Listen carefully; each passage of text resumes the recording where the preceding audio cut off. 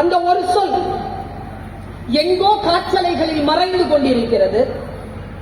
ஒரு காட்சியாக, ஒரு பாடல் வரியாக, ஒரு சிறிய குழந்தையின் புன்னகையாக, ஒரு ஆசிரியருடைய கம்பீர நடையாக, அல்லது ஒரு செய்தியாக, ஒரு நாட்டிய நிகழ்ச்சியாக இதோ நின்றெறிகிறதே இந்த தீபம் போல, இந்த குத்துவிளக்கு போல. இந்த சொல் நம்மை சுற்றி கொண்டுதான் இருக்கிறது. கவனம் நம்மிடத்தில் இருக்கின்ற பொழுது அதனுடைய ஆற்றல் வந்து சேருகிறது. கவனம் இல்லாத போது அது நம்மை கடந்து விடுகிறது. இப்படி சொல்கிறேன் என் தோழமைக்குல, நம் வாழ்க்கையை மாற்றக்கூடிய அந்த சொல் நமக்கு முன்னால் தான் இருக்கு. கவனம் இல்லாத காலத்துல போயிடுதா, மறுபடியும் கவனம் பெற்று அந்த வார்த்தைக்காக காத்திருக்கின்ற பொழுது அது ஒரு சுத்திட்டு வரும் பாருங்க, 30-40 வருஷம் ஆயிடும். பல பேர் பேசியதை நான் கேட்டிருக்கிறேன். இந்த சொல் மட்டும் எனக்கு 15 வயதில் கிடைத்திருந்தால், இந்த புரிதல் மட்டும் எனக்கு 20 வயதில் கிடைத்திருந்தால், என் ஆரம்ப பள்ளி ஆசிரியர் இந்த விஷயத்தை என் மனதிலே விதைத்திருந்தால் இன்றைக்கு என் சூழல் வேறாக இருந்திருக்கும் என்று எனக்கு முன்னால் பேசுகின்றவர்களை நான் கண்டிருக்கிறேன். என் பேராசை என்ன தெரியுமா? சிவன் குடிகொண்டிருக்கக்கூடிய திருவண்ணாமலை சாதாரணமான இடம் அல்ல. பல சித்தர்களும் யோகிகளும் வாழ்ந்து கொண்டிருக்கக்கூடிய, ஸ்தூலமாக மட்டுமல்ல சூட்சுமமாக வாழ்ந்து கொண்டிருக்கக்கூடிய புனிதமான இந்த பூமியில் நின்று கொண்டு நான் சொல்கிறேன், என் உதடுகளில் இருந்து உங்கள் வாழ்க்கையை மேல் நோக்கிய நிலையில் அடுத்த கட்டத்திற்கு உயர்த்தக்கூடிய அந்த சொல் உதிர்ந்து விட வேண்டும் என்கின்ற பேராசையுடனும் பிரார்த்தனையுடனும் உங்கள் முன்னால் இருக்கிறேன். அந்த சொல்லை இறைவன் இந்த உதடுகளில் தரட்டும், அது உங்களை போய் சேரட்டும் என்கின்ற மிகப்பெரிய பிரார்த்தனையுடன் சில வார்த்தைகளை உங்களிடத்தில் பேசலாம் என்று நினைக்கிறேன். சாதாரணமாகவே இன்றைய சூழ்நிலையில் ஒவ்வொருவருடைய எண்ணத்திலும் சில மாற்றங்கள் வந்திருக்கின்றன. ஏற்கனவே யாரோ ஒருவர் சிந்தித்ததை சிந்தித்து வாழ்கின்ற வழிமுறையை விட்டு புதிதாக ஒரு சிந்தனையை எடுத்துக்கொண்டு முன்னேறக்கூடிய ஒரு வாய்ப்பு இந்த தலைமுறைக்கு கிடைத்திருக்கிறது. நான் ஒரு விஷயம் சொல்லட்டுமா? நாம இங்க உட்கார்ந்து இருக்கோம்ல, இந்த அவை, இந்த பள்ளிக்கூடம், இது 3 வருஷத்திற்கு முன்னாலே என்னவா இருந்தது? ஒரு ஹாஸ்டலா இருந்ததா?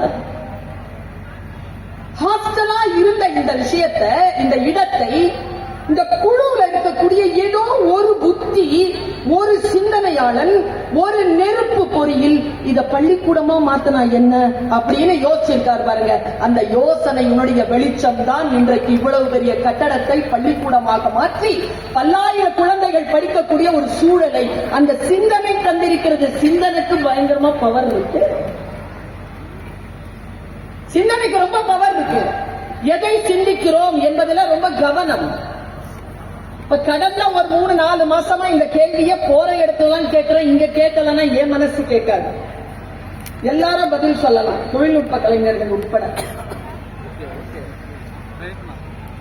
சமீபத்தில் என்ன படம் பார்த்தீங்க?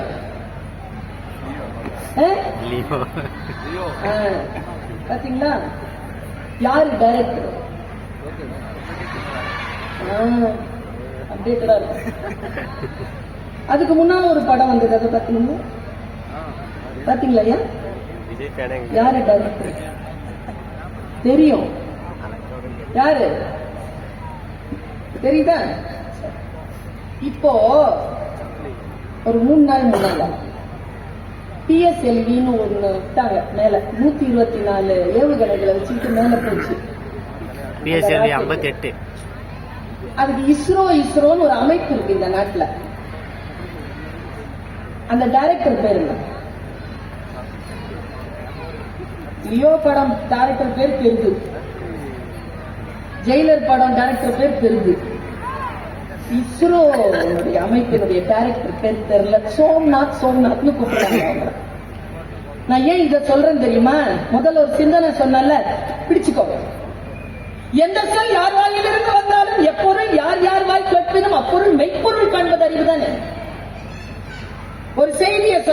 நான் சொன்ன திரைப்படங்களுடைய டைரக்டரை பற்றி நீங்க தெரிஞ்சு வச்சிருந்தீங்கன்னா யாருக்கு நல்லது நடக்கும் தெரியுமா? அந்த டைரக்டருக்கு நல்லது நடக்கும். அவர் நிறைய சம்பாதிப்பாரு, அவருக்கு நிறைய வாய்ப்புகள் வரும், அவருக்கு நிறைய புகழ் வரும், அவருக்கு நிறைய பதவி செல்வாக்கு எல்லாம் வரும். நான் அடுத்ததா ஒரு டைரக்டர் சொன்னல, அவரை தெரிஞ்சு வச்சிருந்தோம்னா நமக்கு பணம் வரும், நமக்கு புகழ் வரும், நமக்கு பல பயணங்கள் வரும், நாம் நம்முடைய வாழ்க்கையில் வேறு திசை நோக்கி மேலே செல்லலாம். யாரை தெரிந்து வைத்திருக்கிறோம்னா எந்த தகவல்கள் நமக்கு தேவை என்பதனை நாம் புரிந்து வைத்திருக்கிறோம். நான் ஒரு வரலாற்று இளைஞனை உங்களுக்கு சொல்கிறேன். நான் ஜெனரலா சொல்றேன், இளைஞர்களுக்கோ முதியவர்களுக்கோ என்று தனித்தனியா பிரிச்சு நான் பேசல. ஏன் தெரியுமா? எல்லோருக்கும் சில விழிப்புணர்வு தேவைப்படும், எல்லோருக்கும் தேவைப்படும். என் வயசுல இருக்க ஜெனரேஷன் செஞ்ச பெரும் பாவம் என்ன தெரியுமாங்க? நாங்கெல்லாம் ரொம்ப பாவங்க. 45 வயசுல இருக்கிறவங்க எல்லாம் ரொம்ப பாவம். ஏன் தெரியுமா? நாங்க தான் எங்க மூத்த தலைமுறையினுடைய பேச்சை கேட்ட கடைசி தலைமுறை.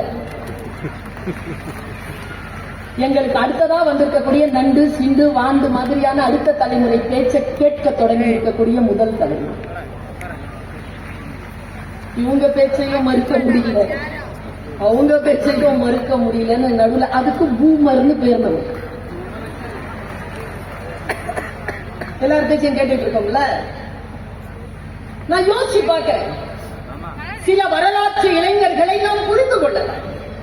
வெளிநாட்டு இளைஞன் தான், யாராக இருந்தால் என்ன, மனிதன் தானே. சோழகர்களையும் கிரேக்கர்களையும் நம்முடைய அரண்மனையில் போர் வீரர்களாகவும் காவலாளிகளாகவும் வைத்த பரம்பரை தமிழ் பரம்பரை. நான் தமிழ் படித்தவன், நான் வரலாறு பேசுகிறேன். வெளிநாட்டிலிருந்து ஒரு இளைஞன், அவன் பெயர் சீசர். சீசர் கேள்விப்பட்டிருக்கோம்ல, ஜூலியஸ் சீசர் எல்லாருக்கும் தெரியும். ஆனால் அவனை வேறு ஒரு திசையில் தான் தெரியும். இறை அன்பு ஐயா அவனுடைய ஒரு புத்தகத்தை வாசித்துக் கொண்டிருந்தேன் நான். வையத் தலைமை கொள்கிற ஒரு புத்தகம். அந்த புத்தகத்தில் இந்த தகவலை அவர் தருகிறார். நான் அந்த தகவல் அப்படியே உங்களுக்கு கடத்துறேன். படிக்கிறேன்னா எனக்கு ரொம்ப பிடிக்கும்.